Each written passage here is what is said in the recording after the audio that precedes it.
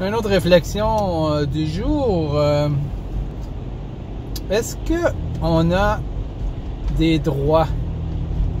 Exemple, est-ce que c'est notre droit de manger 3 repas par jour? Est-ce que c'est notre droit? Est-ce que c'est dans notre droit d'avoir une voiture, d'avoir de l'eau propre, de l'eau en abondance? Est-ce que c'est notre droit d'avoir un bon job? Je le mérite. Une belle maison. Tu sais, un droit, c'est un mérite. Il y en a qui vont dire, ben oui, je travaille fort, etc., blablabla, bla, bla. Tu sais? Les amis, on n'a pas de droit à ces choses-là. On n'a aucun droit. On a des privilèges. Ce n'est que des privilèges. Qu'est-ce qu'un privilège? C'est quelque chose qui est accordé sans mérite. Mais là, vous allez dire, je travaille pour mes trucs, puis blablabla, je travaille fort, hein, j'ai étudié, j'ai bossé, etc. Mes amis, il y a des gens qui bossent pas, qui ont tout ça. Il y a des gens qui ont tout ça, qui bossent pas. Et il y a des gens qui travaillent beaucoup et qui n'ont rien. Alors, comment peux-tu dire que qu'est-ce que tu as est un droit? C'est un privilège. Si tu es né dans le Subara, non, c'est pas ça. En tout cas, un continent où il n'y a pas de puits à proximité de chez toi. J'ai vu une vidéo récemment de Matt Damon qui disait qu'il y avait des gens dans ce monde qui doivent marcher 3 heures par jour pour s'approprier de leur eau. Je sais par expérience, après avoir voyagé dans quelques pays, que beaucoup n'ont pas d'eau courante à la maison. Beaucoup n'ont pas d'eau courante à la maison, des millions et des millions et des millions de personnes. Que l'eau doit être transportée à tous les jours, à la chaudière. Et c'est une réalité de millions et de millions et de millions de personnes. Et encore moins, le manger, ce n'est pas acquis. Ce n'est pas un droit donné à chaque être humain, malheureusement. Mais c'est la réalité de notre monde.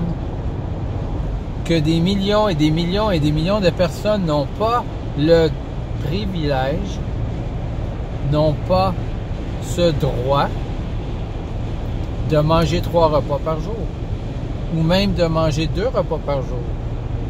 Ou même, pour certains, de manger 1 repas par jour. Ou même pour d'autres, de manger 1 repas par semaine. Alors, tout ce que nous avons, tout ce que nous pouvons compter comme droits, ne sont pas des droits, mais sont des privilèges. Des privilèges non mérités. Et c'est pourquoi il faut continuellement rendre grâce à Dieu. Qu'est-ce que ça veut dire, se rendre grâce à Dieu? Ça veut dire reconnaître que ce que nous avons est un cadeau. C'est un privilège. Ce n'est pas un droit. Parce que si c'est un droit, c'est un mérite. Ça veut dire que tout ce que vous avez, vous le méritez. Et ce n'est pas le cas. Ce que vous avez, vous ne le méritez pas. Autant bien que mal. Vous avez traversé la rue, vous êtes fait frapper et vous êtes maintenant quadraplégique. Vous avez fait de la trampoline Vous êtes tombé sur la tête, vous êtes quadraplégique. Vous ne méritez pas plus qu'un autre qui fait de la moto puis qui lâche les poignets puis qui s'est jamais fait mal. Comprenez? Lui, il mérite de se casser la gueule puis devenir quadraplégique. Mais il s'est pas cassé la gueule. Mais toi, malheureusement, tu étais au mauvais endroit au mauvais moment. Tu as fait un mauvais pas. Tu as été avec la mauvaise personne qui t'a battu. Tu as été dans un endroit où ils t'ont violé. Tu as été abusé. Tu as été escroqué. Tu as été volé. Tu as fait confiance à telle et telle personne et elle a pris avantage sur toi. Tu ne le mérites pas nécessairement. Tu comprends? Ce sont des choses qui te sont arrivées. Tout simplement. Et on n'a pas dans ce monde ce que l'on mérite nécessairement. C'est ça qu'il faut comprendre. Que la justice n'est pas de ce monde. La justice va s'exercer dans la prochaine vie, dans le prochain monde. C'est là que Dieu va faire les comptes et la balance va être rétablie. Voyez-vous, si vous êtes né dans un pays où vous n'êtes pas privilégié, eh bien, Dieu, dans la prochaine vie, va vous privilégier. C'est pour ça que Jésus dit « Heureux les pauvres ». Comment ça, heureux les pauvres? C'est pas le fun d'être pauvre. Effectivement, c'est pas le fun d'être pauvre. Car le royaume des cieux est à vous. Ah. Parce que au royaume des cieux, les pauvres vont être riches. Et oui. Est-ce que c'est une raison pour abuser des pauvres? Jésus, un petit peu plus loin, il dit « Malheur à vous riches, malheur à vous riches, car vous avez votre consolation. » Et les riches qui parlent ici, c'est bien entendu ceux qui ont profité des pauvres. Ceux qui ont profité des pauvres. Ceux qui se sont enrichis sur le dos des pauvres. Ceux qui se sont enrichis en exploitant d'autres personnes. Et malheureusement, ça comprend à peu près tout le peuple occidental. Toute l'Europe,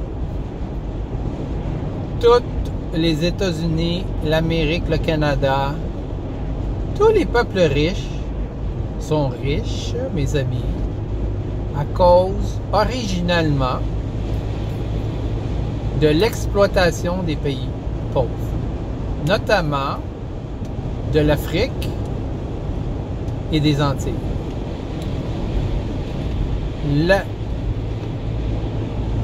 L'esclavage du Moyen Âge jusqu'en 1950 presque, et l'esclavage qui existe encore aujourd'hui, qu'on découvre ici et là, mais la richesse principalement de l'Occident est venue en grande partie due à l'exploitation par une minorité de personnes occidentales, principalement hommes blancs. Et c'est grâce à cette exploitation-là, cet enrichissement-là incroyable qui s'est fait, dû à du cheap labor, de l'esclavage, de milliers et de milliers et de milliers de personnes, de millions, excusez. J'ai lu récemment qu'il y avait eu à peu près 60 millions d'Africains qui ont été kidnappés de l'Afrique et amenés dans les Amériques et dans les Antilles pour cultiver les cultures de sucre, de canne à sucre, de café, de bois, de coton, etc. Et à cause de cette exploitation-là, il y a eu un enrichissement de la classe élite, naturellement, incluant la reine d'Angleterre qui accorda des bateaux à un certain personnage que j'ignore, je me rappelle plus le nom, qui s'est servi du bateau de la reine, des bateaux royaux, si on veut, pour aller kidnapper des hommes et des femmes et des enfants en Afrique, pour les emmener dans les Antilles, pour exploiter toutes sortes de trucs, pour exploiter la terre, etc. Oh non, c'est pas ça qu'ils faisaient, en fait. Les Anglais, à cette époque-là, je crois que c'est dans les années 1600, allaient chercher ces gens-là, les transformaient en esclaves, parce qu'on ne peut pas dire qu'ils sont allés chercher des esclaves. Ce sont des gens libres qui ont été kidnappés et ils les ont emmenés dans les Caraïbes et dans les Europes. Ils ont vendu. Alors, ils faisaient du commerce humain. Ils faisaient le commerce humain et vendaient ces esclaves-là 4, 5, 6 000 $, imaginez-vous, dans les années 1600. C'était une des plus grosses entreprises commerciales au monde. C'était le commerce des humains. Le commerce des esclaves. Et c'est suite à tout cet enrichissement-là que les pays occidentaux ont pu bâtir leur économie. Comprenez-vous?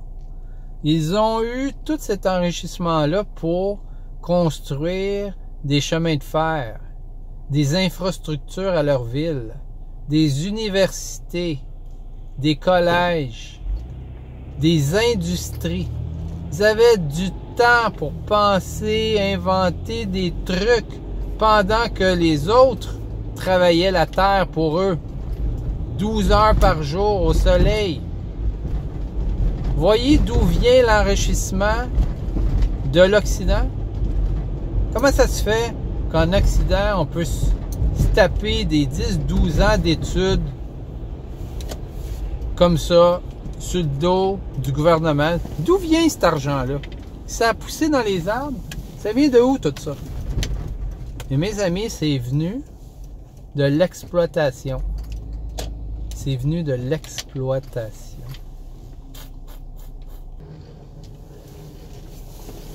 Donc, j'ai tout dit pour l'instant sur le sujet. Ben, j'ai tout dit. Je pense que j'ai tout dit pour l'instant. Je vais en dire d'autres un peu plus tard, mais c'est ça.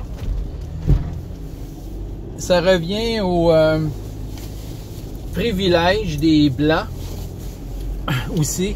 On va peut-être parler un peu de ça. Le privilège des Blancs. Comment on fait partie d'une race privilégiée? Comment les Blancs font partie d'une race privilégiée par rapport aux avantages de ce monde? Ce monde, cette planète, la Terre, la mer, la terre, le ciel. Comment les Blancs sont privilégiés? Comment les Blancs sont privilégiés dans ce monde? Il faut vous en rendre compte, mes amis, que ce privilège, tous les privilèges ne sont pas donnés également à tous. Même dans un même pays, même sous une même éducation, l'homme blanc est privilégié par rapport à tous les autres. Tous les autres personnes, tous les autres peuples et tous les autres sexes. Parce que en plus d'être privilégié parmi les autres peuples, l'homme blanc est privilégié par rapport à la femme, même si elle est blanche. Alors, qui est les personnes les plus privilégiées dans ce monde, les plus... c'est quoi l'autre terme que je cherche? Il ne me vient pas à l'esprit. Bien, c'est l'homme blanc. C'est l'homme blanc. Est-ce qu'on le mérite? Non. Non. C'est une forme de racisme global que, à cause de ma couleur de peau et à cause de mon sexe, j'ai des droits et des privilèges que d'autres n'ont pas. Et je sais, je m'en rends compte. Et si je pouvais changer de peau, bien c'est sûr je perdrais mes droits et je perdrais pas mes droits parce que ce n'est pas des droits. Je perdrais mes privilèges.